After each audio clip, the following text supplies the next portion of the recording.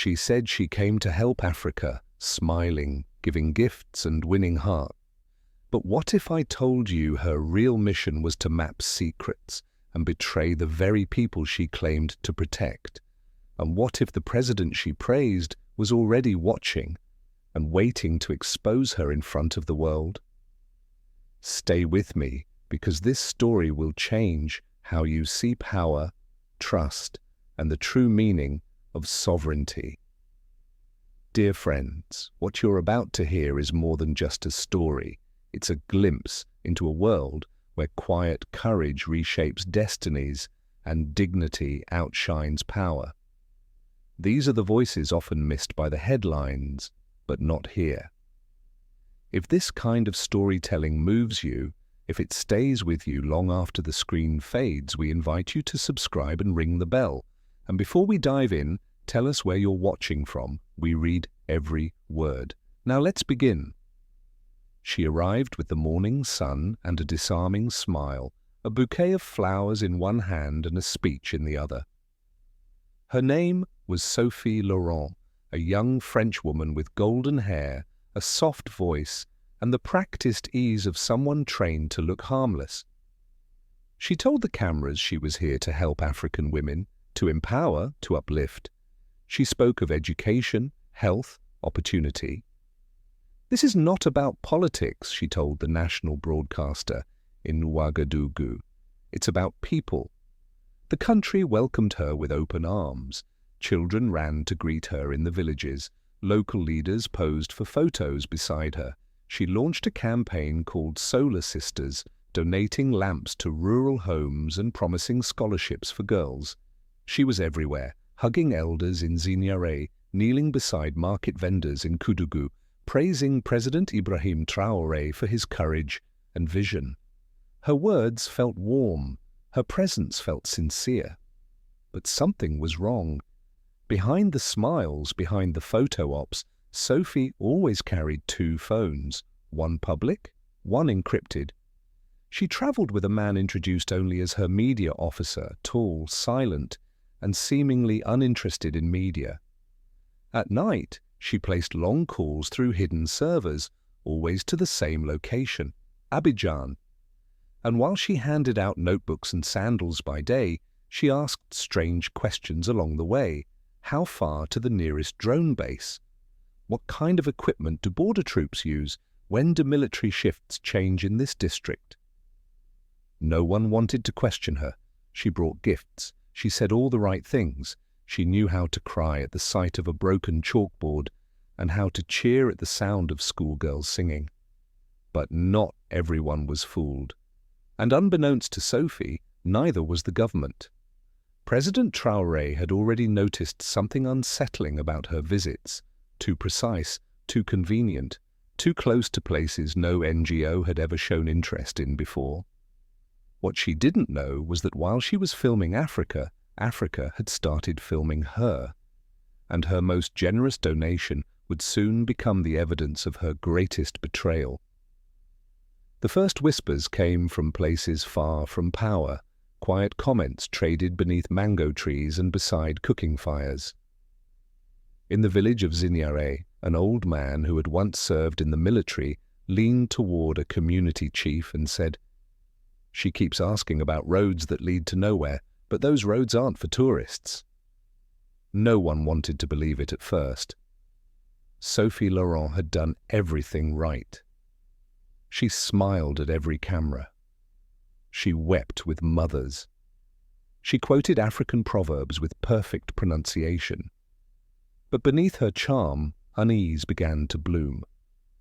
Villagers noticed she always asked for visits near drone watch posts or fuel depots. When she visited schools, she requested class schedules and military patrol timetables. She said it was for safety. But when her questions repeated across every location, some began to wonder, safety for whom? At the Directorate of National Security in Ouagadougou, a pattern was emerging. Sophie's NGO, Bright Path, had only requested project zones near critical infrastructure.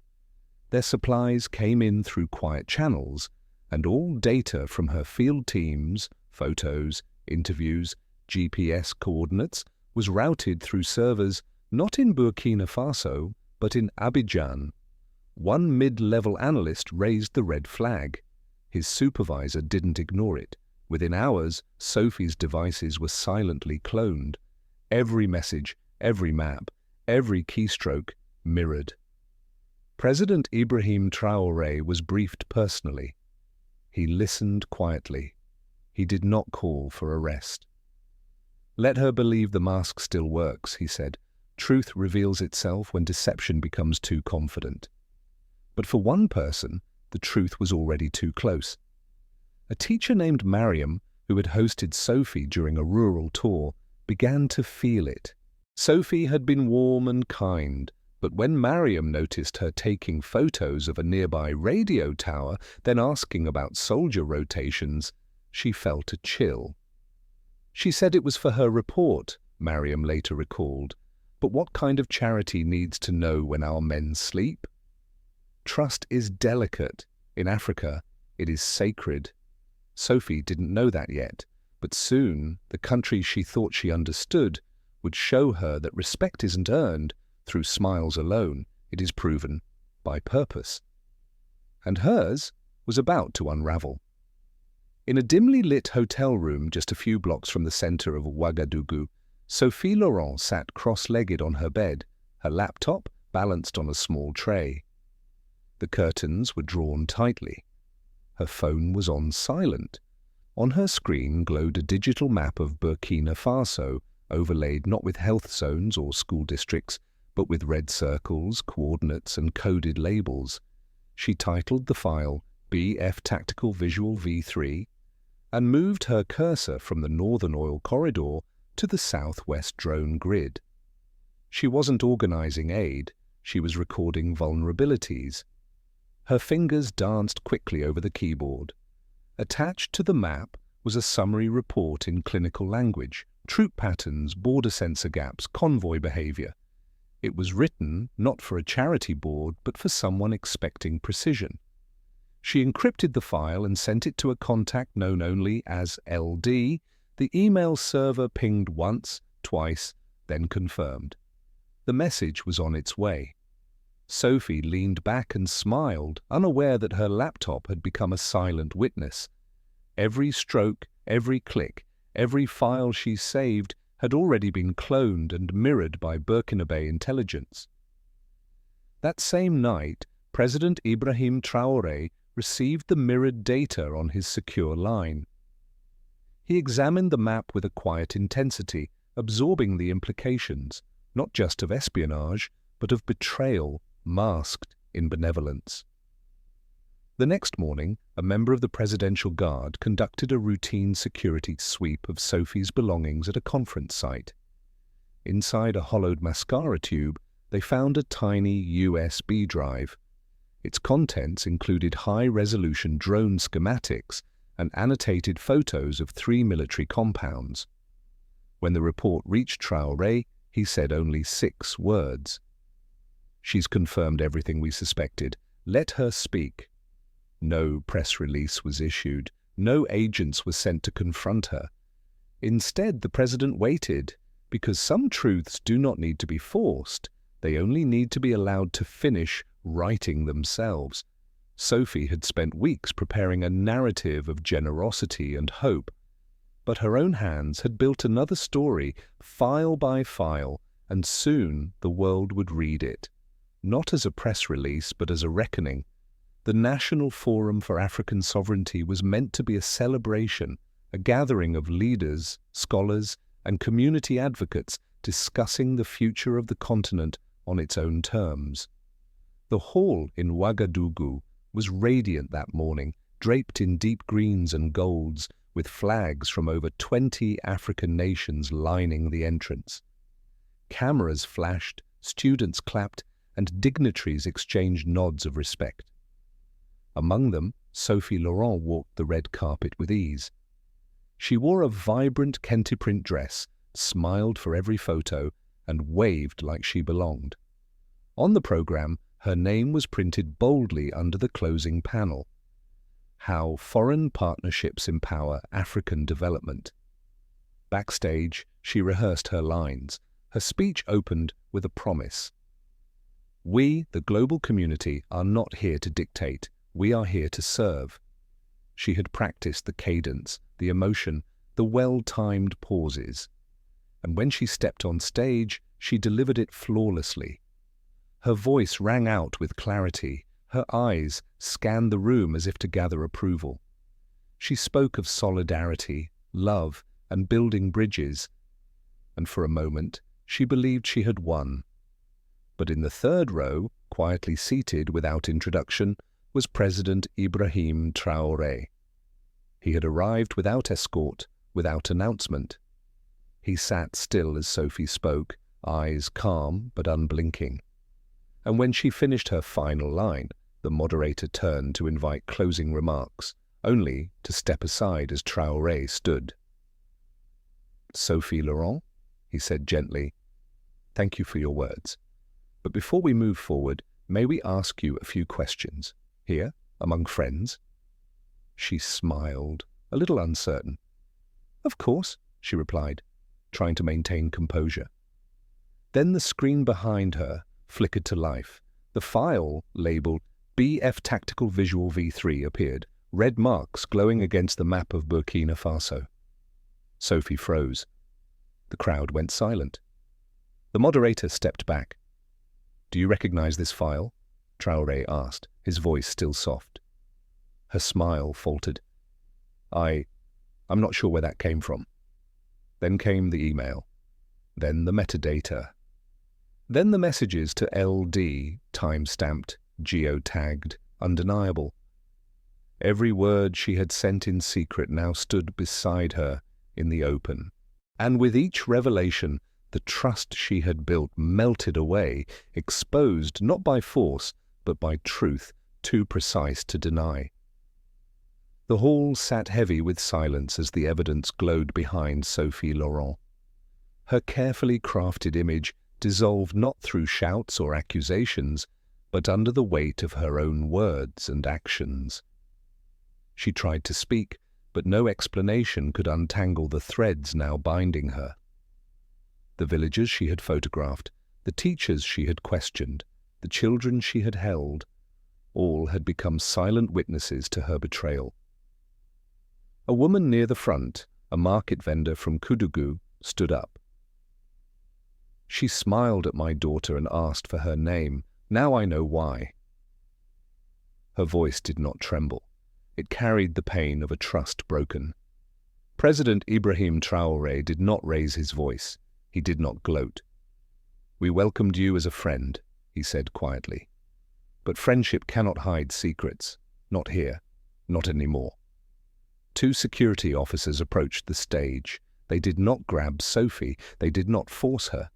She lowered her head and walked with them, the weight of the world heavier than their gentle guidance. Outside the conference hall, the story moved faster than any motorcade. By nightfall, the footage of Sophie's exposure had swept across Africa.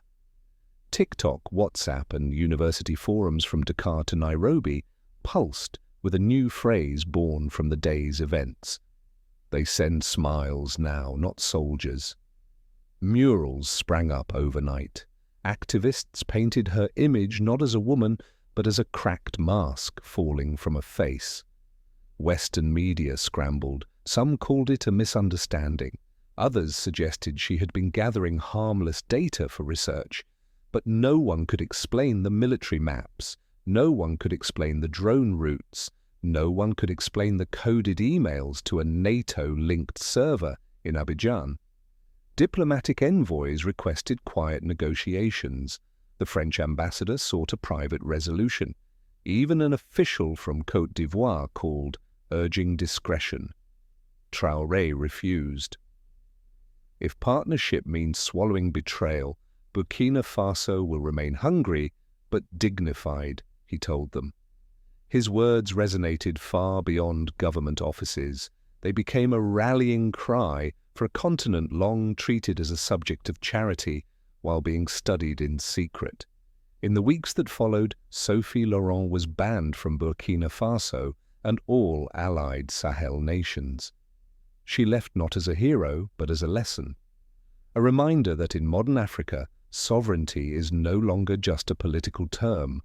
It is a daily practice, a shared vigilance, a calm, determined refusal to be underestimated again. Sophie Laurent arrived in Burkina Faso carrying flowers, promises, and a message of hope. She spoke the language of partnership, stood beside children, and wrapped herself in the image of a humanitarian. For weeks her presence was celebrated. She was a symbol of global compassion, or so it seemed. Behind her smiles and speeches hid a darker mission: to gather intelligence, map vulnerabilities, and manipulate trust. What Sophie didn't anticipate was that Burkina Faso had changed. Under President Ibrahim Traoré, it had grown wise to new forms of intrusion, not through brute force, but through soft power disguised as charity. As she asked questions and mapped terrain, she believed she was unseen. But from the beginning, her actions were watched, recorded, and understood. Traoré's decision not to act immediately was not a sign of weakness, but of wisdom. He allowed the full extent of her deception to unfold, ensuring that when the truth emerged, it would be undeniable and public.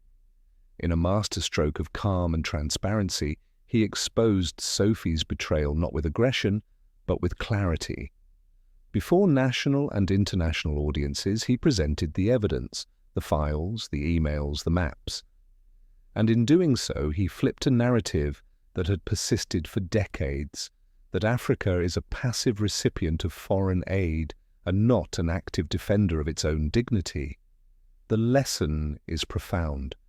Today, influence no longer always arrives with tanks and uniforms. It comes with kind eyes, clever words, and missions wrapped in noble intentions. But sovereignty is not just the right to reject foreign control. It is the responsibility to protect your people's trust, their stories, and their future.